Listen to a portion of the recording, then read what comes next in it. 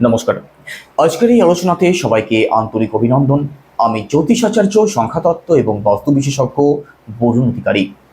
আজকের এই আলোচনার মধ্যে দিয়ে আমরা জানবো সম্পূর্ণ এপ্রিল 2025 মিথুন রাশির মানুষদের জন্য কেমন থাকতে চলেছে সেই সম্বন্ধে। সম্পূর্ণ এপ্রিল মাসে নবগ্রহ কোথায় ট্রানজিট করবেন, কোথায় কোথায় দৃষ্টি ফেলবেন, কোন কোন গ্রহ রাশি পরিবর্তন করবেন, আর তার উপর নির্ভর করে আপনাদের স্বাস্থ্য, আপনাদের পরিবার, আপনাদের অর্থ, ভাগ্য, কর্ম, সন্তান প্রতিটা বিষয়কেই ডিটেলস আলোচনা করব according to house, according to planet.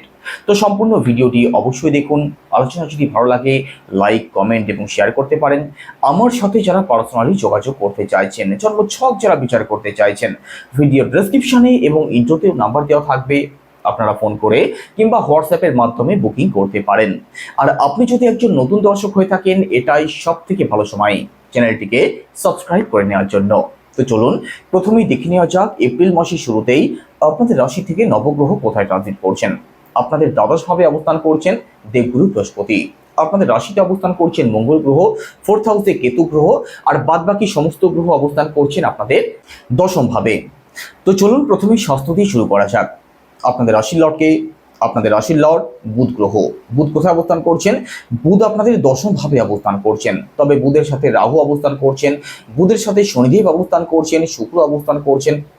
তো দেখুন এখানে স্বাস্থ্য নিয়ে বিশেষ কোনো দুশ্চিন্তার কারণ যদিও থাকছে না, স্বাস্থ্য মোটের উপরে আপনাদের ভালোই থাকবে। তবে এখানে মানসিক দিক থেকে কিন্তু একটা প্রবলেম তৈরি হওয়ার সম্ভাবনা রয়েছে। মানসিক দিক থেকে যে কোনো বিষয় নিয়ে আনস্যাটিসফ্যাকশন আপনাদের মধ্যে থাকবে, যে কোনো বিষয় নিয়ে ওভার থিঙ্কিং আপনাদের মধ্যে আপনি কম বেশি অবশ্যই লক্ষ্য করতে পারবেন, কারণ বুধের সাথে রাহু অবস্থান করছেন। একই সাথে আপনাদের রাশিতে মঙ্গল গ্রহ অবস্থান করছেন 2 এপ্রিলের আগে পর্যন্ত। তো এপ্রিল মাসের 2 তারিখের আগে পর্যন্ত আপনাদের মধ্যে রাগ জেদও কিন্তু একটু বেশি থাকতে পারে। তো মানসিক দিক থেকে একটু স্টেবল থাকার চেষ্টা করবেন, রাগ জেদকে একটু কন্ট্রোলে রাখার চেষ্টা করবেন, বাদবাকি স্বাস্থ্যের দিকটা আপনাদের ভালোই থাকবে। এবার পরিবার, 2nd হাউস থেকে পরিবারকে বিচার করা হয়। আপনাদের 2nd হাউসের লর্ড চন্দ্র, চন্দ্রের ঘরে রাহু দৃষ্টি পড়ছে। তো পারিবারিক দিক থেকে কিন্তু একটু প্রবলেম তৈরি হতে পারে। পরিবারে কিন্তু সুখ শান্তির একটু অভাব থাকতে পারে, পরিবারের মানুষদের মধ্যে মতের একটু অমিল তৈরি হতে পারে, সেই সম্ভাবনা কিন্তু রয়েছে। কারণ চন্দ্রের ঘরে যেহেতু রাহুর দৃষ্টি পড়ছে, চন্দ্র হচ্ছে আমাদের মন, আর রাহু একটি অতৃপ্ত গ্রহ, রাহু একটি শ্যাডো প্ল্যানেট, সৌরজগতে যার কোনো অস্তিত্ব নেই, অর্থাৎ রাহু একটি রহস্যময় গ্রহ। তো তার প্রভাব যেহেতু চন্দ্রের উপরে অর্থাৎ আমাদের মনের উপরে পড়বে, তো মানসিক দিক থেকে কিন্তু আপনার পরিবারের মানুষেরা খুব ভালো না থাকতে পারে। তো পারিবারিক দিক থেকে একটু সিরিয়াস থাকার চেষ্টা করবেন, তবে মেজর কোনো ইস্যুর সম্ভাবনা থাকবে না।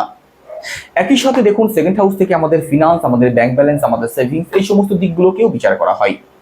চন্দ্রের উপরে যেহেতু রাহুর দৃষ্টি পড়ছে, তো খরচের মানসিকতা তো আপনাদের মধ্যে অবশ্যই থাকবে, অর্থাৎ খরচের দিকটা কিন্তু সম্পূর্ণ এপ্রিল মাসে আপনাদের অ্যাক্টিভ থাকবে। সঞ্চয়ী মানসিকতা আপনাদের তৈরি করতে হবে, না হলে কিন্তু প্রবলেমে পড়তে পারেন। একই সাথে আপনাদের 3rd হাউসের লর্ড রবি কোথায় অবস্থান করছেন? আপনাদের দশম ভাবে অবস্থান করছেন। তারপর রাশি পরিবর্তন করবেন 13 তারিখ রাশি পরিবর্তন করে রবি আপনাদের একাদশ ভাবে প্রবেশ করবেন। তো সম্পূর্ণ এপ্রিল মাসে দশম ভাব, একাদশ ভাবে রবির অবস্থান অত্যন্ত ভালো থাকবে। তো সেই সমস্ত মিথুন রাশির মানুষদের জন্য সম্পূর্ণ এপ্রিল মাস অত্যন্ত পজিটিভ থাকবে। যারা অনলাইন কোনো কাজ করেন, সোশ্যাল মিডিয়ার সাথে যারা যুক্ত আছেন, কোনো ডিজিটাল কাজের সাথে যারা যুক্ত আছেন, কাজের দিক থেকে পজিটিভ রেজাল্ট অবশ্যই পাবেন। বিশেষ করে 13 তারিখের পরবর্তী সময়টা এমন থাকবে, হঠাৎ কোনো পরিবর্তন আপনাদের জীবনে আসতে পারে, কাজের দিক থেকে হঠাৎ কোনো বেটারমেন্ট আপনি লক্ষ্য করতে পারেন। একই সাথে 13 তারিখের পরবর্তী সময়টা বিশেষ করে লং ট্রাভেল, স্পিরিচুয়াল ট্রাভেলের পূর্ণ সম্ভাবনা আপনাদের থাকবে। দূরে কোথাও ভ্রমণ আপনাদের হতে পারে, সেই সম্ভাবনা রয়েছে। তো দেখুন এখানে সম্পূর্ণ এপ্রিল মাসটা অত্যন্ত ভালো থাকবে। আপনাদের মধ্যে সাহস থাকবে, আপনাদের মধ্যে আত্মবিশ্বাস থাকবে। উল্টো কোনো ঝামেলাতে যারা জড়িয়ে আছেন, মামলা মোকদ্দমা, কোর্ট কাছারিতে যারা জড়িয়ে আছেন, 13 তারিখের পর থেকে পরবর্তী 1 মাস এই সময়টার মধ্যে মুক্তির পথ আপনি অবশ্যই দেখতে পারেন। তো ওভারঅল 3rd হাউস আপনাদের অবশ্যই ভালো থাকবে। এবার প্রপার্টি, 4th হাউস থেকে প্রপার্টিকে বিচার করা হয়। আপনাদের 4th হাউসের লর্ডকে, আপনাদের 4th হাউসের লর্ড বুধ গ্রহ, আর বুধ কোথায় অবস্থান করছেন? বুধ আপনাদের দশম ভাবে অবস্থান করছেন, তবে বুধের সাথে রাহু অবস্থান করছেন, শনি অবস্থান করছেন, রবি অবস্থান করছেন। তো দেখুন এখানে প্রপার্টি সংক্রান্ত যে কোনো দিক থেকে কিন্তু একটু সিরিয়াস আপনাদের থাকতেই হবে। প্রপার্টির দিকটা আপনাদের খুব ভালো না থাকতে পারে, তবে প্রপার্টি নিয়ে কোনো উটকো ঝামেলাতে জড়িয়ে পড়বেন সেই সম্ভাবনা একটু কম। তবুও প্রপার্টি নিয়ে কিন্তু একটু প্রবলেম আপনাদের তৈরি হতে পারে, কারণ এখানে আপনাদের 4th হাউসে কেতু অবস্থান করছেন। তো প্রপার্টি সংক্রান্ত কোনো রেনোভেশন, প্রপার্টি সংক্রান্ত কোনো ডিল ভালো করে ভাবনা চিন্তা করে তবেই নেওয়ার চেষ্টা করবেন। একই সাথে 4th হাউস থেকে আমাদের মাকে বিচার করা হয়, 4th হাউসে কেতু অবস্থান করছেন। তো আপনার মায়ের মধ্যে একটু চাপা স্বভাব আপনি লক্ষ্য করতে পারবেন। এমনটা হবে না যে আপনার মা মনের সমস্ত কথা খুলে প্রকাশ করতে পারবে, তো একটু চাপা রাগ, একটু চাপা স্বভাব আপনার মায়ের মধ্যে লক্ষ্য করতে পারবেন। মানসিক দিক থেকে একটু প্রবলেম আপনার মায়ের মধ্যে থাকতে পারে, ওভার থিঙ্কিং কম বেশি থাকবে। দেখুন, পড়াশোনার কথা যদি বলা হয়, পড়াশোনা আপনাদের ভালো চলবে। অ্যাডভান্স লেভেলের চিন্তা ভাবনা বিদ্যার্থীদের মধ্যে অবশ্যই থাকবে। পড়াশোনা নিয়ে দুশ্চিন্তা তেমন কোনো কারণ থাকছে না, পড়াশোনা ওভারঅল আপনাদের ভালোই থাকবে। এবার রিলেশন, পঞ্চম ভাব থেকে রিলেশনকে বিচার করা হয়। আপনাদের পঞ্চম ভাবের লর্ডকে, আপনাদের পঞ্চম ভাবের লর্ড শুক্র গ্রহ। শুক্র কোথায় অবস্থান করছেন? আপনাদের দশম ভাবে শুক্র রাহু একত্রে অবস্থান করছেন। দেখুন, রিলেশনের জায়গাটা আপনাদের ভালোই থাকবে, তবে আপনার যিনি পার্টনার আছেন তার মধ্যে কখনো কখনো একটু আনস্যাটিসফ্যাকশন আপনি লক্ষ্য করতে পারবেন, কখনো কখনো একটু অতৃপ্তি ভাব আপনি লক্ষ্য করতে পারবেন। একটু এক্সপেকটেশনের জায়গাটা আপনার পার্টনারের মধ্যে বেশি থাকতে পারে, নিজের সমস্ত কিছুকে বেশি চালানোর চেষ্টা করতে পারে, অর্থাৎ আপনি তার কথা শুনে চলুন, এই নিড তার মধ্যে থাকতে পারে, বিশেষ করে 13 তারিখের আগে পর্যন্ত। কারণ এই সময় শুক্র এবং রবি একত্রে অবস্থান করবেন। এমন কোনো কাজ করবেন না অথবা এমন কোনো সম্পর্কে জড়াতে যাবেন না যেখান থেকে আপনাদের মান সম্মানের হানি হতে পারে। তো বুঝতেই পাচ্ছেন, এই সমস্ত দিক থেকে একটু সিরিয়াস থাকার চেষ্টা করবেন। একই সাথে পঞ্চম ভাব থেকে আমাদের সন্তানকে বিচার করা হয়। সন্তান পক্ষ কিন্তু আপনাদের ভালো থাকবে। যারা ফ্যামিলি প্ল্যানিং করতে চাইছেন, আপনাদের জন্য যেমন ভালো সময় থাকছে, তেমনি সন্তান সুখ আপনাদের প্রাপ্তি হবে। তবে কখনো কখনো কিন্তু সন্তানকে নিয়ে আপনাদের মধ্যে অকারণ টেনশন থাকতে পারে। তো অকারণ টেনশন যত কম করবেন ততই কিন্তু আপনাদের জন্য মঙ্গলজনক হবে, কারণ ওভারঅল সন্তান পক্ষ আপনাদের ভালোই থাকবে। এবার দাম্পত্য জীবন, সপ্তম ভাব থেকে দাম্পত্য জীবনকে বিচার করা হয়। আপনাদের সপ্তম ভাবের লর্ডকে, আপনাদের সপ্তম ভাবের লর্ড দেবগুরু বৃহস্পতি কোথায় অবস্থান করছেন? আপনাদের দ্বাদশ ভাবে অবস্থান করছেন, শত্রুর ঘরে অবস্থান করছেন, ত্রিক ভাবে অবস্থান করছেন। দেবগুরু বৃহস্পতি যতদিন আপনাদের দ্বাদশ ভাবে অবস্থান করবেন, দাম্পত্য সংক্রান্ত দিক থেকে প্রবলেম কিন্তু থাকবেই মিড মের আগে পর্যন্ত।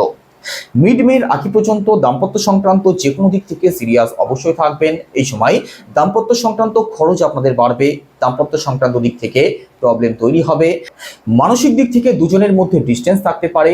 তো ওভারঅল দাম্পত্য জীবনের দিক থেকে সিরিয়াস কিন্তু আপনাদের থাকতেই হবে। এবার ভাগ্য, নবম ভাব থেকে ভাগ্যকে বিচার করা হয়। আপনাদের নবম ভাবের লর্ডকে কর্মফলদাতা শনিদেব, আপনাদের দশম ভাবে দেবগুরু বৃহস্পতির ঘরে অবস্থান করছেন। তো এখানে দশম ভাবে কিন্তু দেবগুরু বৃহস্পতির অবস্থান ভালোই থাকবে, তো ভাগ্যের সাপোর্ট আপনি অবশ্যই পাবেন। তবে একটা কথা বলে গেলে চলবে না, এখানে কিন্তু শনির সাথে রাহু অবস্থান করবেন।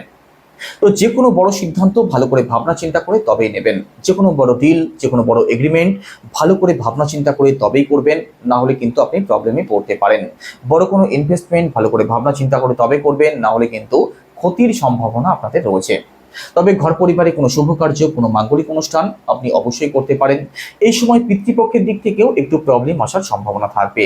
আপনার সাথে আপনার বাবার কিন্তু মতের একটু পার্থক্য থাকতে পারে। এর কারণ কি? দেখুন, আপনাদের নবম ভাবের লর্ড হচ্ছেন শনিদেব, আর রাহু আপনাদের নবম ভাবের লর্ডের সাথে অবস্থান করছেন। নবম ভাবের সাথে রাহু যখনই কানেক্টেড হয়, পিতৃদোষ তৈরি করে। তো বাবার দিক থেকে প্রবলেম তৈরি হওয়ার সম্ভাবনা রয়েছে, এদিক থেকে সিরিয়াস থাকবেন। বাদ বাকি দিকগুলো আপনাদের ভালোই থাকবে। লং ট্রাভেল আপনাদের হতে পারে, কোনো স্পিরিচুয়াল ট্রাভেল হতে পারে। তো এই সমস্ত দিক থেকে পজিটিভ রেজাল্ট আপনি অবশ্যই পাবেন। উচ্চশিক্ষার জায়গাটাও আপনাদের ভালোই থাকবে। এবার কেরিয়ার, দশম ভাব থেকে কেরিয়ারকে বিচার করা হয়। আপনাদের দশম ভাবের লর্ডকে, আপনাদের দশম ভাবের লর্ড মঙ্গল গ্রহ, আর মঙ্গল কোথায় অবস্থান করছেন? মঙ্গল আপনাদের রাশিতে অবস্থান করছেন। তো দেখুন, এখানে দশম ভাবের লর্ড যেহেতু রাশিতে অবস্থান করছেন, কাজের দিক থেকে সুনাম সম্মান বৃদ্ধির একটা সম্ভাবনা অবশ্যই তৈরি হবে। এই সময়টাতে কর্মপ্রাপ্তির সম্ভাবনা আপনাদের বাড়বে, অর্থাৎ কাজের সন্ধান যারা করছেন, চাকরি যারা খুঁজছেন, আপনাদের জন্য অত্যন্ত ভালো সময় থাকবে সম্পূর্ণ এপ্রিল মাস। তো সম্পূর্ণ এপ্রিল মাসে মঙ্গল গ্রহ আপনাদের রাশিতে অবস্থান করবেন, তারপর সেকেন্ড হাউসে অবস্থান করবেন। তো কাজের জায়গাটা ওভারঅল আপনাদের অবশ্যই ভালো থাকবে, আর কাজের জায়গা থেকে সুনাম সম্মান বৃদ্ধিরও সম্ভাবনা অবশ্যই থাকবে। ব্যবসার কথা যদি বলা হয়, সপ্তম ভাব থেকে ব্যবসাকে বিচার করা হয়। সপ্তম ভাবের লর্ড আপনাদের দ্বাদশ ভাবে অবস্থান করছেন। ব্যবসার জায়গাটা আপনাদের খুব ভালো থাকবে না, ব্যবসার দিক থেকে যে কোনো সিদ্ধান্ত ভালো করে ভাবনা চিন্তা করে তবেই নেওয়ার চেষ্টা করবেন। তবে বুধের অবস্থান দশম ভাবে মোটের উপরে ভালোই থাকবে। তো এখানে ব্যবসাতে একটু আপ অ্যান্ড ডাউন যদিও থাকবে, তবে ব্যবসা আপনাদের মোটের উপরে ভালো চলবে। বিশেষ করে পার্টনারশিপ যারা করেন অথবা ডেলি ইনকামের সাথে যারা যুক্ত আছেন, আপনাদেরকে চোখ কান খোলা রাখতেই হবে। আর ব্যবসাতে বড় কোনো ইনভেস্টমেন্ট ভালো করে ভাবনা চিন্তা করে তবেই করবেন, না হলে এখানে সপ্তম ভাবের লর্ড যেহেতু ব্যয়ভাবে অবস্থান করছেন, তো এখানে লাভের পরিবর্তে লস হয়ে যাওয়ার কিন্তু সম্ভাবনা থাকবে। তো সম্পূর্ণ এপ্রিল মাসে কি উপায় অবলম্বন করবেন? প্রথমত গুরুর বীজ মন্ত্র জপ করতেই হবে। সেটা কি? ওম গ্রাম গ্রীম গ্রমসা গুরুবে নমঃ রোজ 108 বার। একই সাথে উদীয়মান সূর্যকে জল অর্পণ করুন তামার ঘটিতে লাল ফুল সহযোগে। তো কেমন লাগলো আলোচনা কেমন লাগলো অবশ্যই কমেন্টে জানান। সবাই ভালো থাকুন। নমস্কার।